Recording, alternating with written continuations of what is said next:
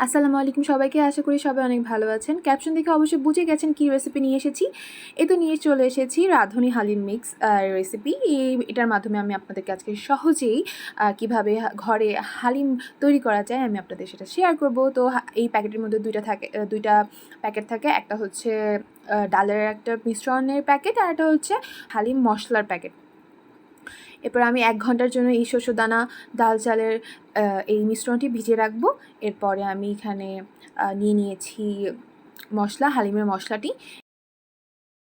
এরপর আমরা দিয়ে দিচ্ছি 1/4 কাপের মতো তেল দেওয়ার পর আমরা এখানে কিছু বেরেস্তা দিয়ে দিচ্ছি। এই বেরেস্তার ভূমিকা অনেক বেশি, কারণ বেরেস্তাটা ফুপি আমার জন্য বানিয়েছিল, আর আমি সব এই হালিমের পিছনেই খরচ করে ফেলছি। এটা কিন্তু আপনারা একদমই করবেন না, হ্যাঁ? তো এখানে আপনার কাঁচা পেঁয়াজ নিয়ে বেরেস্তা করে তারপর করে ফেলতে পারেন। আমি আবার শর্টকাটে কাজ করে ফেলেছি। এরপরে আমরা এখানে আধা কেজির মতো মাংস নিয়ে নিয়েছি।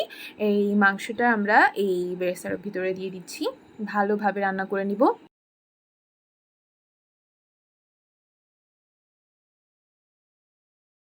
মাংসটি ভাজা হয়ে গেলে আমরা হালিমের যে মশলাটি আছে এই মশলাটি আমরা 3 ভাগের 2 ভাগ ব্যবহার করব এবং 1 ভাগটা রেখে দিব, পরে কাজে লাগবে। এরপর হচ্ছে আমরা ভালোভাবে কষিয়ে নিচ্ছি।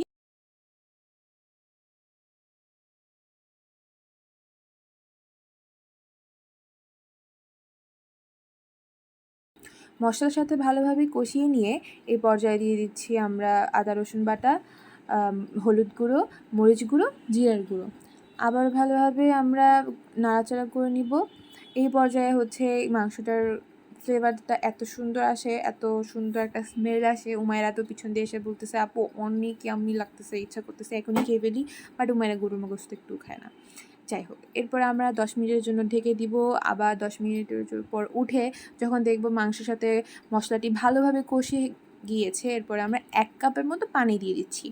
এখন আমরা আবারও নাড়াচাড়া করে আবারও ঢেকে রাখবো মিনিমাম আধা ঘন্টার জন্য।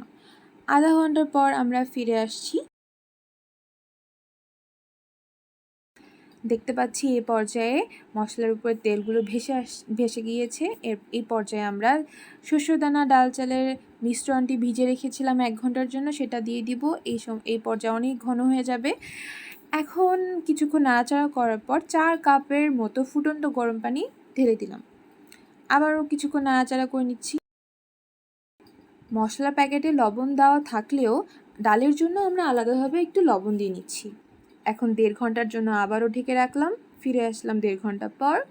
এখন দেখতে পাচ্ছেন যে হালিমের উপর তেলগুলো ভেসে গিয়েছে। এই পর্যায়ে আমরা দিয়ে দিব আবারও বেরেস্তা। ফুপি এই ভিডিওটা দেখলে আমাকে অনেক বকা দিবে, তারপরেও সমস্যা নেই। ফুপি তো হালিম অনেক পছন্দ করেছে, আলহামদুলিল্লাহ। এরপরে আমরা এখানে দিব বেরেস্তার সাথে কিছু মশলা। যেই মশলাটা আমরা 2 ভাগ ব্যবহার করেছি এবং 1 ভাগ রেখে দিয়েছি, সেই 1 ভাগের মশলাটা আমরা এখানে ব্যবহার করব। তারপর আবার আমরা আবারও একটু মিক্স করে নিব। এখন আর একটু কিছুক্ষণ ঢেকে রেখে আমরা একটু পরেই উঠিয়ে ফেলবো। তারপরে দেখতে পাচ্ছেন আমাদের পারফেক্ট হালিম রেডি। এখন পরিবেশনের এখন সুন্দরভাবে আমরা ছবি তোলার জন্য ডেকোরেট করে নিব। প্রথমে এখানে আবারও বেরেস্তা দিয়ে দিচ্ছি। নিয়েছি ধনেপাতা, লেবু, বেরেস্তা। এরপর উপরে ডেকোরেশন করে নিয়েছি। তারপর হচ্ছে কিছু কিউব করে আমরা লেবু কেটে নিয়েছি। তারপর আমরা ছবি তুলে নিচ্ছি। এবার তো আজকে এই হালিম রেসিপিটা কেমন লেগেছে আপনাদের সবার কাছে অবশ্যই আমাকে কমেন্ট করে জানাবেন, এবং ঈদে এই রেসিপিটা বাসায় তৈরি করে খেতে পারেন। ধন্যবাদ সবাইকে। আল্লাহ হাফেজ।